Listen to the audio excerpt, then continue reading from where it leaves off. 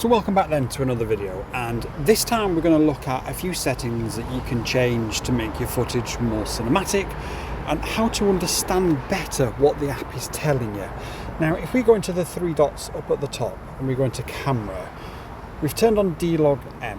We've also turned on, we could turn on our histogram as well to make sure that we're properly exposed. We've got peaking level turned on and we've got overexposure warning. And what the overexposure warning is the zebras that you can see on the screen now, making the footage look all very weird. Sorry, I've turned on the recording. So the first thing we're going to do is we're going to go into our settings and we're going to drop our ISO to 100. Our ISO was set to 400 because we were shooting at the night time for the review, but hopefully you've seen before this video.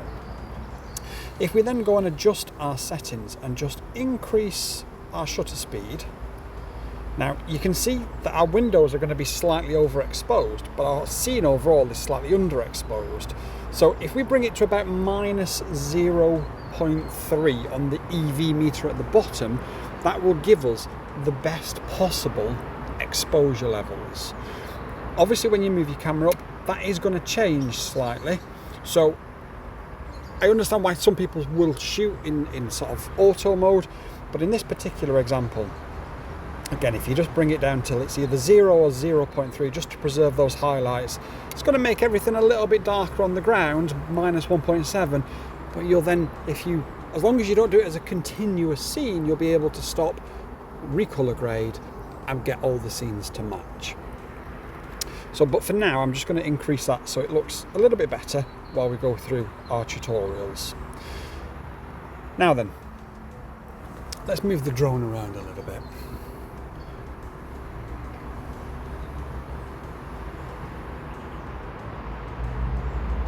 And you can see a lot of the movements we're doing.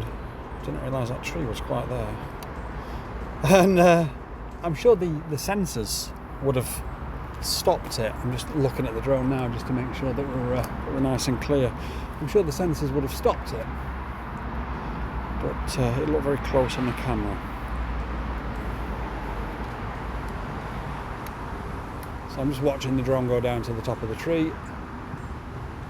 Okay, so again we're just going to adjust this slightly until we get to about minus 3 or 0.3, minus 0.7 will do. Okay, so there's a few things that have changed. There was an update to this last week and there's a few things that's changed.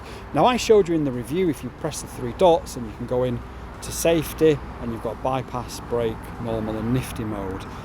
There's actually an easier way to do it now. So if you press on the little circle at the top where the sensors are, it brings this box down to you and it tells you, or it asks you, sorry, how would you like your bypass mode to, or your avoidance system to work? Would you like it to work in bypass, brake or off? So that's an easy way of doing it if you need to change it. Now I have been asked a few times what the difference is between normal mode, which you do have to go in the three dots to, and nifty mode. Normal mode will err on the side of caution when avoiding obstacles. Nifty mode plays probably hard and fast with the rules and will get you closer to objects and make it look a lot more cinematic and not as jerky, but there is going to be an increased risk. Although it's slight, there is an increased risk of collisions. So again, you need to pick which one you want. If you are going to choose nifty mode, my advice, in all honesty, is do it over soft ground, so a field or whatever. If you're in a cityscape and it's going to come down and hit concrete or tarmac, you're probably not going to want to have it in nifty mode just for your peace of mind. Okay, so the other things we can look at, I mentioned in the review, I will fly in cine mode, you've got normal mode, and then you've got sport mode. Sport mode, it turns off all those obstacle avoidance sensors, so please do bear that in mind. Now, what I want to do is, normal mode's okay, but it's a little bit too fast, and we're going to slow it down and we're going to make it so that you can get your more cinematic shots. What I see on bad drone footage all the time is people just jerking the yaw like this constantly. Now that's the standard setting, okay? If we go in and we change some things, we can make it look a lot better. So the first thing we're going to do is we're going to go into the menu by pressing the three dots up at the top. we're going to go into control and we're going to scroll down to gain and expo tuning. Now it gives you all these values. Each one of these values is different for the different modes that you're in. So for anybody that says, oh, it slows down the motors, what it actually does is just slow down the response of the sticks and how far the sticks give a signal to the motors. You've still got the same exact control, but that's how you can fly it slower. And we talk about this all the time when I do my FPV tutorials. Your expo settings like this, these are not actual expo ones, but expo settings like this is what enables you to slow down and make those more cinematic moves. So obviously max horizontal, max ascent, max descent, that's basically how fast it's going to move forward, up and down, left and right, and so on and so forth.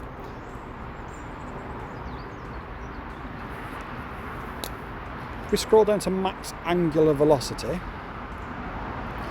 So this is a higher value, indicates faster angular velocity when pushing the yaw stick. So the higher we make this, and we'll show you now, look, the more jerky that yaw is going to be, and that makes your footage look horrible. And that is one of the things, whenever anybody asks me for help and advice, the first thing I tell them is leave your yaw stick alone. I would advise you to put this around about 37, 38. I'm going to put on 36. Now, straight away you can see that's so much more smoother. And I'm doing full stick here, okay? If we go back into it, we've got underneath yaw smoothness. Higher value indicates a smoother yaw rotation when pushing the yaw stick left or right.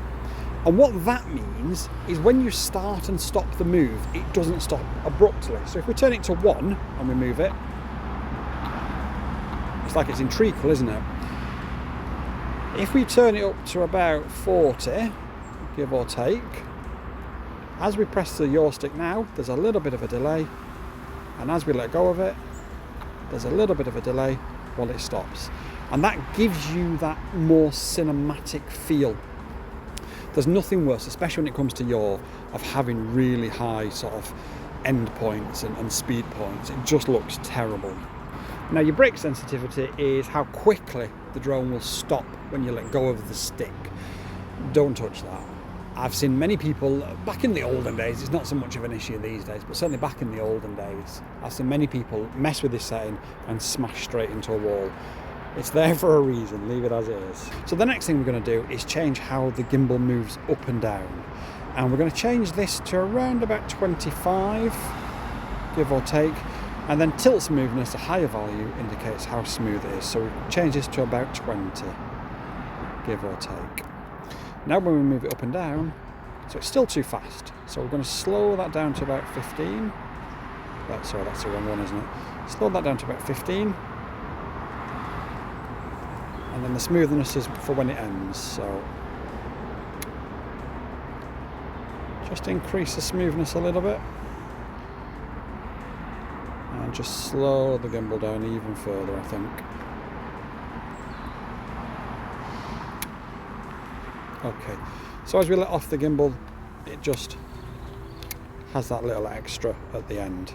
The next one we're going to look at is the roll speed. So a higher value indicates a faster gimbal roll speed. So if we turn it all the way up to the top, and we'll show you what that looks like. Totally not cinematic whatsoever. So we'll go back into this now. My advice is something like 20 to 30 on that one, and on the roll smoothness, I'd probably say about 20 as well, is what I'm going to guess that we're going to look nice at. Alright, so our speed is way too high, so we'll lower that down to about 10. Probably still a little bit too high. We drop it to about 7.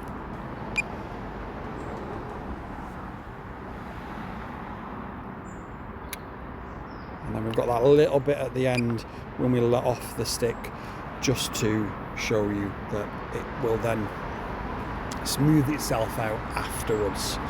And those are the majority of the settings that, in my opinion, you need to look at changing straight away.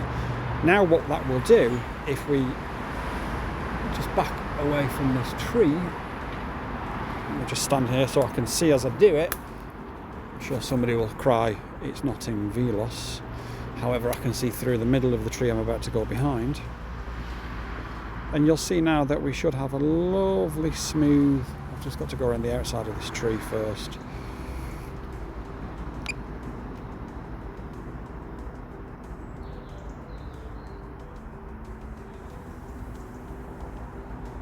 Yeah, that's so much smoother than the stock settings.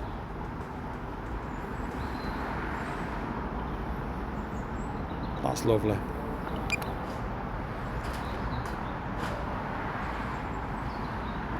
Now what we can do, look, is we can just go nice and smooth here.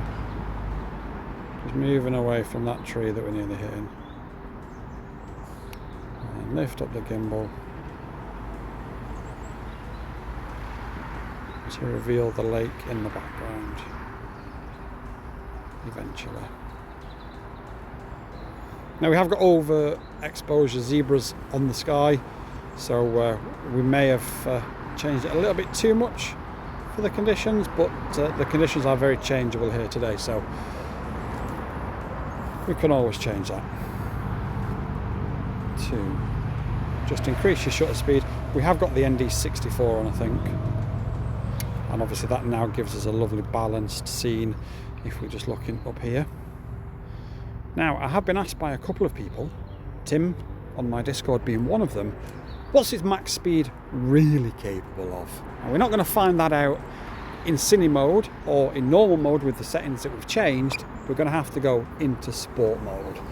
And for sport mode, please bear in mind, none of your obstacle avoidance sensors will work whatsoever. But let's push that stick all the way forward. And we are at 32.3 miles an hour that way. And if we turn around and come back, the sky's brighter that way, so if we go that way,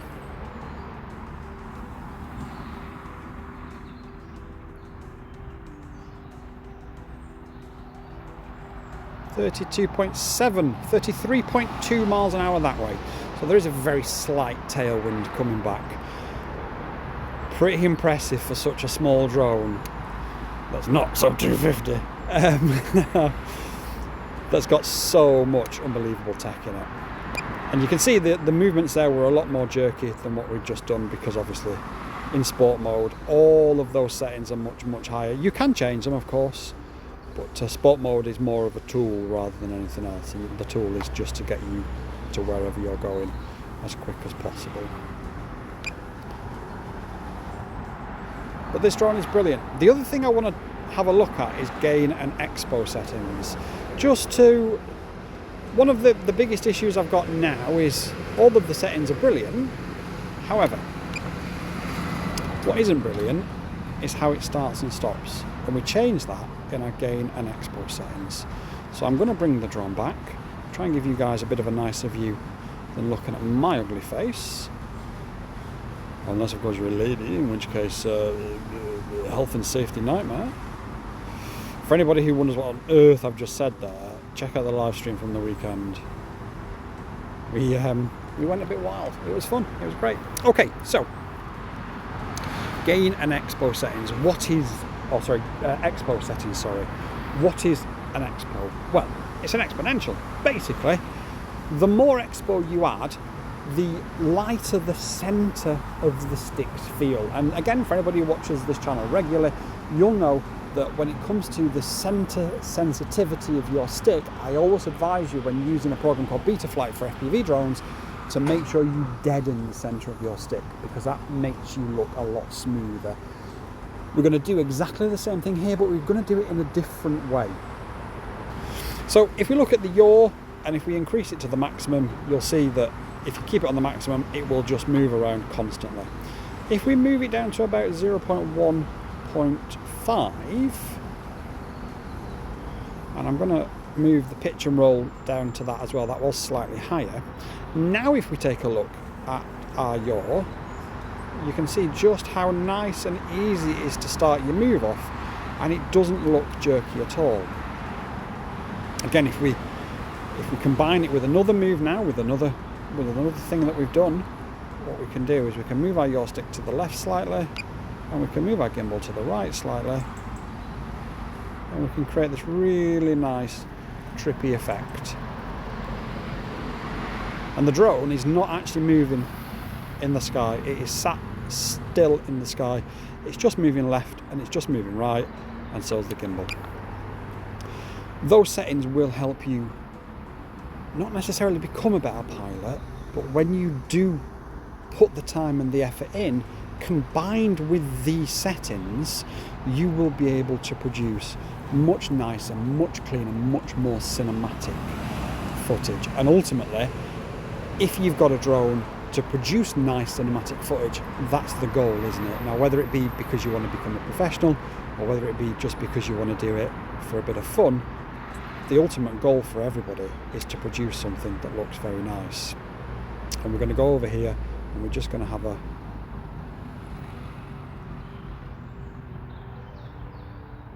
it's so easy now with those settings to absolutely nail what you want to do.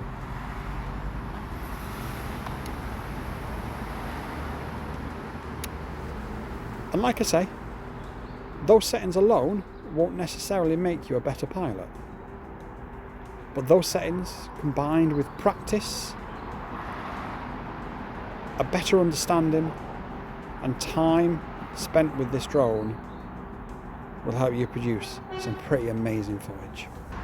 So if you've got any more questions, any tutorial requests, or you want to know anything else whatsoever, drop a comment in the comments down below. I respond to every single comment that I receive, and when people ask me to make a video, generally speaking, I'll do my best to do it as quick as I can. So if there is anything else, please do let me know. But change these settings and then let me know in the comments down below if it's helped you, and if it hasn't, we'll try and talk you through it, and if it has, absolutely fantastic. But until next time, everybody, thanks so much for watching. Hit that like, subscribe and follow and bell and share, and peace out.